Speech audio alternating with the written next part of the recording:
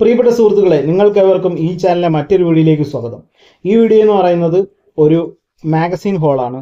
അപ്പം മാർച്ച് അവസാനത്തെ വാരം, അതായത് 2025 മാർച്ച് ലാസ്റ്റ് വീക്കിൽ ഞാൻ വാങ്ങിയ മാഗസീനുകളാണ് ഞാൻ നിങ്ങൾക്ക് പരിചയപ്പെടുന്നത്. അതുമായിട്ട് നമ്മൾ സ്ഥിരമായിട്ട് വാങ്ങിക്കുന്ന മാഗസീനാണ് മാതൃഭൂമി ആഴ്ചപ്പതിപ്പ്. അപ്പോൾ മാതൃഭൂമി ആഴ്ചപ്പതിപ്പിൻ്റെ കവറായിട്ട് വന്നിട്ടുള്ളത് കെ കൊച്ച് എന്ന് പറയുന്ന അദ്ദേഹത്തിൻ്റെ പടമാണ് കവറായിട്ട് കൊടുത്തിട്ടുള്ളത്.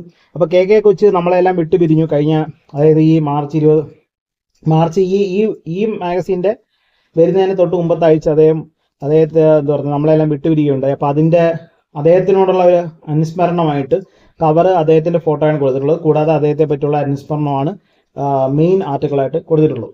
അപ്പോൾ അത് ഞാൻ വായിക്കാൻ. ദളിതൻ എന്ന അഭിമാനം, കെ കൊച്ചിൻ്റെ എഴുത്തും രാഷ്ട്രീയവും, എഴുതുന്നത് വിനി പോൾ. അപ്പോൾ കെ കൊച്ചിൻ്റെ എഴുത്തും രാഷ്ട്രീയവും എന്ന് പറയുന്ന വിഷയത്തിൽ അദ്ദേഹത്തെ അനുസ്മരിച്ചുകൊണ്ട് എഴുതുന്നത് വിനി പോളാണ്. കൂടാതെ മറ്റ് ആർട്ടിക്കിളായിട്ടുള്ള കേരളത്തിന്റെ പ്രാചീന അരങ്ങുകൾ എഴുതുന്നത് PS നവാസ്. കൂടാതെ കടമേട്ടയുടെ കവിതാക്കോട്ട എഴുതുന്നത് ബിപിൻ ചന്ദ്രൻ. രാജ്യമൊഴിഞ്ഞ രചനകൾ അതെന്ന് പറഞ്ഞാൽ കരേൻ ലീഡർ എന്ന് പറയുന്നത് കിഴക്കൻ ജർമ്മനിയിലെ ഒരു എഴുത്തുകാരിയും വിവർത്തകയുമാണ് കരേൻ ലീഡർ. അപ്പോൾ അവര് മാതൃഭൂമിയുടെ മറ്റേ ലിറ്റററി ഫെസ്റ്റിവൽ ഉണ്ടല്ലോ, Mathrubhumi book of letters, festival of ലെറ്റേഴ്സിൽ ഇങ്ങനെ വിവിധ രാജ്യങ്ങളിൽ നിന്ന് എത്തിയിട്ടുള്ള എന്താ പറഞ്ഞ എഴുത്തുകാരുടെ ഇന്റർവ്യൂകൾ ഇങ്ങനെ വന്നുകൊണ്ടിരിക്കുകയാണ്, ഓരോ ആഴ്ച ഓരോന്നായിട്ട്. കഴിഞ്ഞതിൻ്റെ മുമ്പത്തെ ഞാൻ വാങ്ങിച്ച 1-2 മാഗസീനിൽ ഇതിങ്ങനെ വന്നായിരുന്നു. അതായത് എന്താ പറഞ്ഞ മറ്റ് രാജ്യങ്ങളിൽ നിന്നും ഉള്ള എഴുത്തുകാർ, അത് പല പല രാഷ്ട്രങ്ങളിൽ നിന്ന് വന്നിട്ടുള്ള എഴുത്തുകാരുടെ ഇന്റർവ്യൂകൾ ഇങ്ങനെ മാതൃഭൂമിയിൽ ഒരാഴ്ച ഓരോന്നായിട്ട് വന്നുകൊണ്ടിരിക്കുകയാണ്. അപ്പോൾ അതിലെ ഒന്ന് കരേൻ ലീഡർ എന്ന് പറയുന്ന എഴുത്തുകാരിയാണ് ഈ ആഴ്ചത്തെ ഫോക്കസ്. അവരുടെ അഭിമുഖമാണ് ഉള്ളത്. അവർ കിഴക്കൻ ജർമ്മനിയിലുള്ള ഒരു എഴുത്തുകാരിയാണ്. അതിനുശേഷം രാമകാന്ത് രഥ് എന്ന് കവി എഴുതുന്ന നാടു നീങ്ങിയ പോരാളി എന്ന കവിത, അതും കവറായിട്ട് കൊടുത്തിട്ടുണ്ട്. ഇത്രയാണ് കവർ. അതിനുശേഷം ഉള്ളടക്കം പേജിലേക്ക് കിടക്കുകയാണ്. ഉള്ളടക്കം പേജ് ഇതാണ്. ഉള്ളടക്കം പേജ് ഞാൻ നേരത്തെ വായിക്കുന്നതായിരിക്കും, അപ്പം സമയം കളയാൻ. അടുത്തത് കെ കൊച്ചിന്റെ ജീവിതവും കാലവും. അരികു ജീവിതങ്ങളെ അഗാധമാക്കിയ ഒരാൾ എഴുതുന്നത് വിനി പോൾ. കടമനട്ടയുടെ കാലം, കടമ്മൻ കോട്ട എഴുതുന്നത് ബിപിൻ ചന്ദ്രൻ. തിയേറ്ററും പരിസ്ഥിതിയും, ആദ്യകാല കേരളത്തിലെ നീലപ്പച്ച അരങ്ങുകൾ എഴുതുന്നത് PS നവാസ്. പിന്നെ അഭിമുഖം ഡോക്ടർ കരേൻ ലീഡറെയാണ് അഭിമുഖം ചെയ്യുന്നത് PS രാകേഷ്. ഭൂതവും വർത്തമാനവും, അത് രാമേന്ദ്ര ഗുഹയുടെ സ്ഥിരം പങ്ക്തിയാണ് ഭൂതവും വർത്തമാനം. ഈ ആഴ്ചത്തെ ആർട്ടിക്കിൾ 1990 യൂറോപ്പ്, 2025 യൂറോപ്പ്. പക്ഷെ കഥ തീപിടിച്ച പുണ്യാളൻ എന്ന് പറയുന്ന കഥ എഴുതുന്നത് വർഗീസ് അങ്കമാലി. പ്രതികരണം, യുക്രൈനെ കുറിച്ച് മറ്റു ചില കാര്യങ്ങൾ കൂടി ഡോക്ടർ അമൽ പുല്ലാർക്കാട്ട് യുക്രൈനെ പറ്റി മാതൃഭൂമി ആഴ്ചപ്പതിപ്പിൽ മുമ്പ് വന്ന ഏതെങ്കിലും ആർട്ടിക്കിളിന് പ്രതികരണമായിട്ട് എഴുതുന്നതായിരിക്കും. യുക്രൈനാണ് വിഷയം. നോവൽ മൾബറി എഴുതുന്നത് ബെന്യാമിൻ, അത് സീരീസ് ആയിട്ട് വന്നുകൊണ്ടിരിക്കുന്നതാണ്. പിന്നെ കവിതകൾ, നാടു കടത്തപ്പെട്ട പോരാളി എഴുതുന്നത് രാമകാന്ത് രഥ്, അത് കവറിൽ കൊടുത്തിട്ടുണ്ട്. കൂടാതെ കൈവിഷം എഴുതുന്നത് KR ടോണി. കൂടാതെ സ്ഥിരം പങ്ക്തികൾ വായനക്കാർ എഴുതുന്നു, വാക്ക് വിത്ത് കുട്ടേട്ടൻ, അക്ഷരം പ്രതി, അത് KC നാരായണൻ എഴുതുന്ന പങ്ക്തിയാണ് അക്ഷരം പ്രതി. അതുകൂടാതെ വെബിനിവേഷം രാമോഹൻ പാലിയത്ത്. കൊണ്ടാട്ടം എഴുതുന്നത് സുനിൽ രാജ്. കൊണ്ടാട്ടം എന്ന് പറയുന്ന ഒരു കോമിക് സ്ട്രിപ്പാണ് സുനിൽ രാജിന്റെ. അപ്പൊ ഇത്രയാണ് സ്ഥിരം പങ്ക്തികൾ. ഇതാണ് 2025 മാർച്ച് 30 വരെയുള്ള മാതൃഭൂമി ആഴ്ചപ്പതിപ്പിന്റെ കവർ. മറ്റൊരു ഈ ആഴ്ചപ്പതിപ്പിന്റെ തൊട്ട് മുമ്പുള്ള ആഴ്ചപ്പതിപ്പാണ് അടുത്തായിട്ട് വാങ്ങിയത്. അതും ആ കടയിൽ അവൈലബിൾ ആയിരുന്നു. അതെന്ന് പറഞ്ഞാൽ മാർച്ച് 23, 2025 മാർച്ച് 23 വരെയുള്ള മാതൃഭൂമി ആഴ്ചപ്പതിപ്പാണ് ഞാൻ ഈ കാണിക്കുന്നത്. ഇതെന്ന് പറയുന്നത് ഒരു കടൽ പ്രദേശത്തിന്റെ തീരദേശത്തിന്റെ പടമാണ് കവറായിട്ട് കൊടുത്തിട്ടുള്ളത്. ഇതിനകത്ത് എന്താ സംഭവം എന്ന് പറഞ്ഞാൽ മുനമ്പം വക്കപ്പ് വിഷയം നടന്നുകൊണ്ടിരിക്കുകയാണ്. അപ്പോൾ മുനമ്പത്തെ വിഷയവും പിന്നെ കൊല്ലത്തെ ഖനനവും കൂടെ എല്ലാം കൂടെ ഒരു ഒറ്റ ടോപ്പിക്കായിട്ട് എടുത്തിട്ട് അവർ പല പല ആൾക്കാർ എഴുതുന്ന ലേഖനങ്ങളാണെങ്കിൽ പോലും അതൊരു ഒറ്റ ഇഷ്യൂവിലാക്കി അവർ അവതരിപ്പിച്ചിരിക്കുകയാണ്.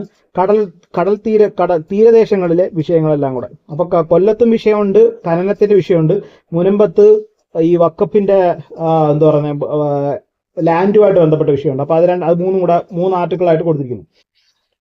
മുനമ്പം വക്കപ്പ്, ഇത് ആരുടെ മണ്ണ് എന്നാണ് കവറിൽ വലുതായിട്ട് എഴുതിയിരിക്കുന്നത്. അപ്പൊ ചാർട്ടുകൾ ഓരോന്നായിട്ട് വായിക്കാം. മുനമ്പം വക്കഫ്, അവകാശത്തിലെ ധർമ്മവും നിയമവും എഴുതുന്നത് സുബിൻ ചന്ദ്രശേഖരൻ. അടുത്ത കൊല്ലം ഖനനം, കടൽ മണ്ണിലെ കയ്യേറ്റങ്ങൾ എഴുതുന്ന പ്രൊഫസർ A ബിജുകുമാർ. കൊല്ലം പരപ്പ്, കടലിലെ കള്ളവും കൊള്ളയും സന്തോഷ് മാത്യു വെരാനി. ഇത്ര 3 ആർട്ടിക്കിൾ. കൊല്ലത്തെ പറ്റിയുള്ള 2 ആർട്ടിക്കിളും പിന്നെ മുനമ്പം വഖഫിനെ പറ്റി മുനമ്പത്തെ പറ്റിയുള്ള ഒരു ആർട്ടിക്കിളും. അങ്ങനെ കടൽ തീരദേശം എന്നുള്ളതാണ് കോമൺ ഫാക്ട്. അതാണ് ഈ ഇഷ്യൂവിന്റെ കോമൺ ഫാക്ടർ. അതിനുശേഷം ഈ ആഴ്ച പതിപ്പിൽ എഴുതുന്ന കഥ, കവിത, ലേഖനങ്ങൾ എഴുതുന്നവരെല്ലാം പേരുകൾ പ്രശസ്തരായതുകൊണ്ട് അവരുടെ പേരുകൾ പ്രത്യേകം എടുത്ത് എഴുതിയിട്ടുണ്ട് മേളിൽ. അതൊന്ന് വായിക്കാം. Gracy, PF Mathew, Serena, BK Harinarayanan, Sreekumar Kariat, George Joseph, K Hrishikeshan PB. അത്രയാണ്. അപ്പൊ അതിനുശേഷം ഉള്ളടക്കം പേജ് ഞാൻ കാണിക്കാം. ഇതാണ് ഉള്ളടക്കം പേജ്. നേരത്തെ വായിക്കുന്നതായിരിക്കും. ആദ്യമായിട്ട് മുനമ്പത്തെ ഭൂമിയും വക്കപ്പ് ബോർഡും. നീതിയുടെ കരതൊടുമോ നിയമത്തിന്റെ തിരകൾ. എഴുതുന്നത് സുബിൻ ചന്ദ്രശേഖർ. കടൽമണൽ ഖനനം. കൊല്ലത്തെ കൊല്ലാൻ കടൽമണൽ ഖനനം. എഴുതുന്നത് പ്രൊഫസർ A ബിജുകുമാർ. ഖനനവും പരിസ്ഥിതിയും. കൊല്ലം പരപ്പിലെ കടൽക്കൊള്ള. എഴുതുന്നത് സന്തോഷ് മാത്യു വെരാനി. Kerala science lab. ശാസ്ത്രം മലയാളത്തിൽ. എഴുതുന്നത് CM മുരളീധരൻ. അത് ശാസ്ത്ര മലയാളത്തിലോട്ട് ആക്കണോ വേണ്ടെന്നുള്ള ഇത് എഴുതുന്നു. അതിനുശേഷം 2 കഥകളുണ്ട്. ഒന്ന് വീണ്ടും. എഴുതുന്നത് ഗ്രേസി. വെളുത്ത മുറി. എഴുതുന്നത് PF മാത്യൂസ്. അടുത്ത കവിതകളാണ്. കവിതകൾ ഓരോന്നും പേരും എഴുതുന്ന ആളുടെ പേരും വായിക്കുന്നതായിരിക്കും. റാന്തലും സൂര്യനും. എഴുതുന്നത് ശ്രീകുമാരൻ കരിയാട്. തിരുമുറിവുകളാലെ. എഴുതുന്നത് സെറീന. വട്ടപ്പാലം. എഴുതുന്നത് ഹൃഷികേശൻ PB. ഹൗവ. എഴുതുന്നത് ജോർജ് ജോസഫ് K. തന്തവൈബ്. എഴുതുന്നത് BK ഹരിനാരായണൻ. പിന്നെ നോവൽ മൾബറി എന്ന് പറയുന്ന ബെന്യാമിന്റെ നോവൽ സീരീസ് ആയിട്ട് വന്നുകൊണ്ടിരിക്കുന്നത്. അടുത്ത പങ്ക്തികളാണ്. സ്ഥിരം പങ്ക്തികളാണ്. വായനക്കാർ എഴുതുന്നു. പുസ്തകക്കുറിപ്പുകൾ വാക്ക് വിത്ത് കുട്ടേട്ടൻ. കൂടാതെ അക്ഷരം പ്രതി KC നാരായണൻ എഴുതുന്ന പങ്ക്തി. വിഭിനിവേശം രാംമോഹൻ പാലിയത്ത് എഴുതുന്ന പങ്ക്തി.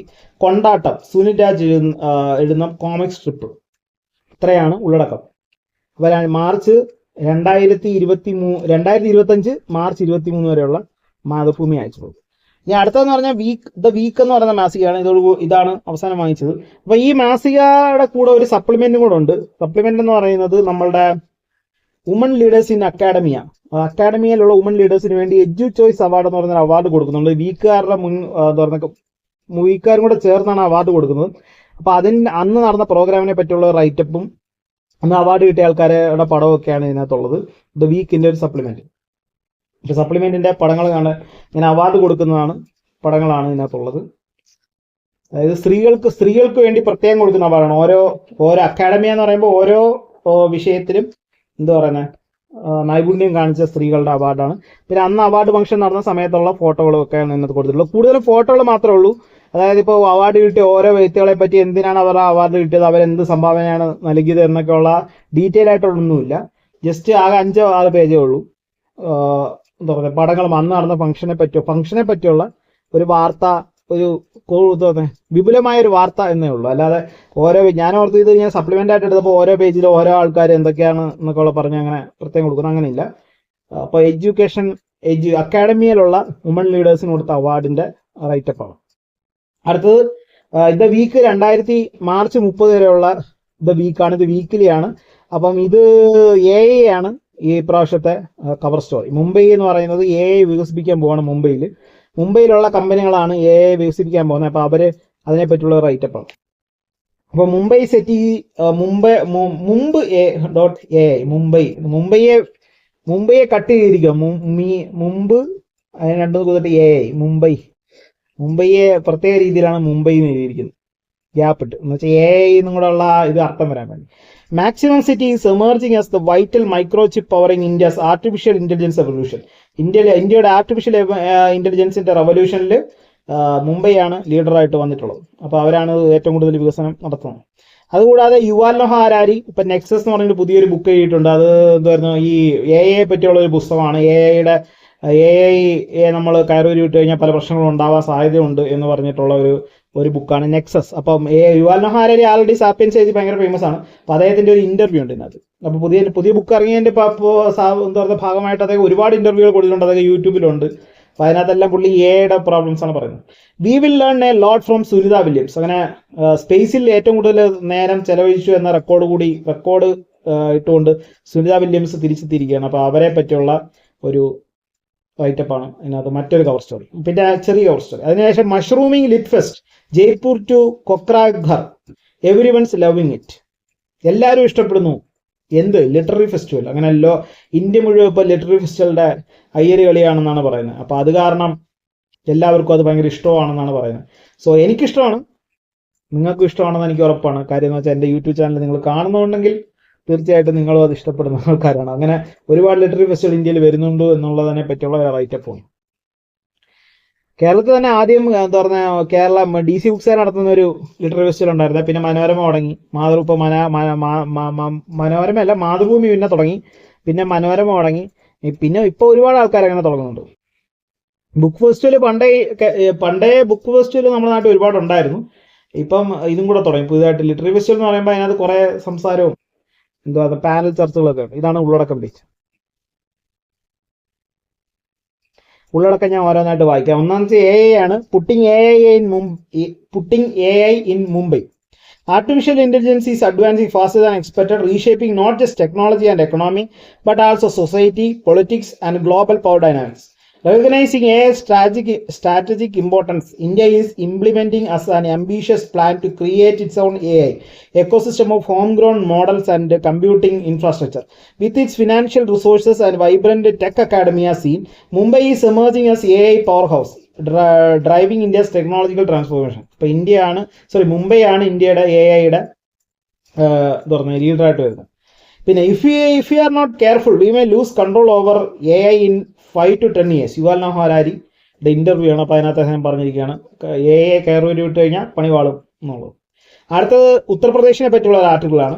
The Bahujan Samaj Party support on ground remains intact, but it does not translate to votes because the uncertainty in the party.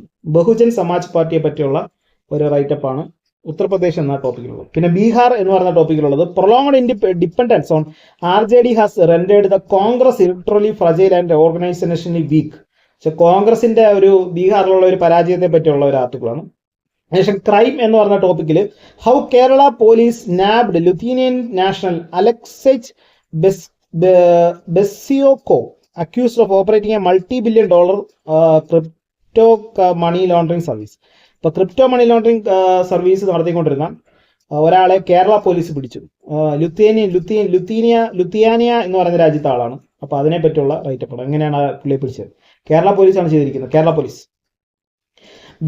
Wealth watch. Volatile times are an opportunity for investors to review their financial goals and risk tolerance. അത് ബിസിനസിനെ പറ്റിയുള്ളൂ. അടുത്തത് സുനിത വില്യംസിനെ പറ്റിയുള്ളത് ഞാൻ പറഞ്ഞു. I am confident that both Sunita and Butch will do great and we will learn a lot from them. Nicholas Stott എന്ന് പറയുന്ന വ്യക്തിയാണ്. അദ്ദേഹം ഒരു നാസ ആസ്ട്രോനോട്ടാണ്. അപ്പോൾ അദ്ദേഹം ഇവരുടെ യാത്രയെ പറ്റി, ഇവർ തിരിച്ചെത്തിയതിനെ പറ്റിയുള്ള സന്തോഷം പങ്കുവയ്ക്കുക.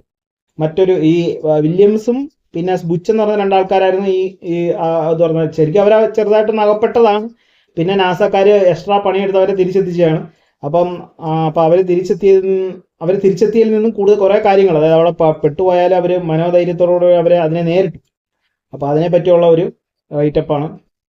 അത് അവരുടെ മറ്റൊരു ആസ്ട്രോനോട്ട് അവരെ പറ്റി എഴുതുന്നു. അടുത്ത ലെഷറിൽ ഞാൻ പറഞ്ഞതുപോലെ തന്നെ decoding the incredible rice in literary festivals across cities and towns in India. ഇന്ത്യയിൽ ഒരുപാട്, ഞാനോർത്ത് കേരളത്തിൽ മാത്രമേ ഇതുള്ളൂ കേട്ടോ. കേരളത്തിൽ ആദ്യം എന്താ പറഞ്ഞത് കേരള ലിറ്റററി ഫെസ്റ്റിവൽ എന്താ പറഞ്ഞത് എന്ന് പറഞ്ഞിട്ട് DC ബുക്സിൻ്റെ ഒരു സംഭവം തുടങ്ങി. അപ്പോൾ ഞാൻ ഇത് കോഴിക്കോട് വരെ പോകണം, പക്ഷേ ഒരിക്കലെങ്കിലും പോയെന്ന് പങ്കെടുക്കണമെന്ന് വിചാരിച്ചപ്പം തിരുവനന്തപുരത്ത് മാതൃഭൂമിക്കാരൊരെണ്ണം തുടങ്ങി. പിന്നെ ഇപ്പം ഈ അടുത്തിടയ്ക്ക് മനോരമക്കാരൊരെണ്ണം തുടങ്ങി. പിന്നെ എപ്പോഴും ഇങ്ങനെ കാണാം ഓരോരുത്തർ അവിടെ ഇവിടെയൊക്കെ, പ്രത്യേകിച്ച് എറണാകുളം ഭാഗത്തൊക്കെ കുറേ ലിറ്റററി ഫെസ്റ്റിവൽ ഇതുപോലെ നടക്കുന്നുണ്ട്. ലിറ്റററി ഫെസ്റ്റിവലിനകത്ത് കുറേ പാനൽ ചർച്ച അങ്ങനെ ഇങ്ങനെയൊക്കെ ഉണ്ട്. പക്ഷേ അതുകൂടാതെ പണ്ട് കാലം തൊട്ടേ എവിടെ നോക്കിയാലും ബുക്ക് ഫെസ്റ്റിവലായിരുന്നു കേരളത്തിൽ. പല സ്ഥലങ്ങളിലും ഒരുപാട് ബുക്ക് ഫെസ്റ്റിവൽ ഉണ്ട്. ഇപ്പോൾ കൊല്ലത്ത് തന്നെ ബുക്ക് ഫെസ്റ്റിവൽ സ്ഥിരമായിട്ട് നടന്നുകൊണ്ടിരിക്കണം, കൊല്ലം ബുക്ക് ഫെസ്റ്റിവൽ. അതുപോലെ തിരുവനന്തപുരം, എറണാകുളം, ഇടുക്കി, അങ്ങനെ എല്ലാ സ്ഥലത്തും ബുക്ക് ഫെസ്റ്റിവൽ നടക്കാറുണ്ട്. ഈ ലിറ്റററി ഫെസ്റ്റിവൽ ഇപ്പോൾ പുതുതായിട്ട് വന്ന ഒരു സംഭവമാണ്. അടുത്ത destinations. From beautiful beaches to majestic mountains, varied architecture and cuisine. Montenegro എന്ന് പറയുന്ന സ്ഥലത്തിനെ പറ്റിയുള്ള എന്താ പറയുക ഈ ടൂറിസ്റ്റ് ഗൈഡ് പോലെ അവിടെ എന്തൊക്കെ കാണാനുണ്ട്. അടുത്ത സ്ഥിരം പങ്ക്തികളുടെ പേരുകൾ വായിക്കണം. പവർ ഡ്രൈവ് എഴുതുന്നത് R. പ്രസന്നൻ. അടുത്ത സ്കാൽപ്പൻ എഴുതുന്നത് ഡോക്ടർ മസ തൂറൽ. അടുത്ത അതർവൈസ് ക്രാക്ഡ് KC വർമ്മ. ഡീറ്റൂർ ശോഭ D. ലാസ്റ്റ് വേർഡ് ബൈജന്ത് പാണ്ഡെ എഴുതുന്ന ലാസ്റ്റ് വേർഡ് എന്ന് പറയുന്ന ഒരു സ്ഥിരം പങ്ക്തിയുണ്ട്. അപ്പം ബൈജയന്ത് പാണ്ഡെ എഴുതുന്ന ലാസ്റ്റ് വേർഡ് എന്നുള്ള ആർട്ടിക്കിളിൽ നിന്റെ ഒരു ബ്ലർബ് എടുത്തിട്ടുണ്ടെന്ന് വായിക്കാം. India's hefty influence in international cricket has been hard earned, and is a key component of our soft power.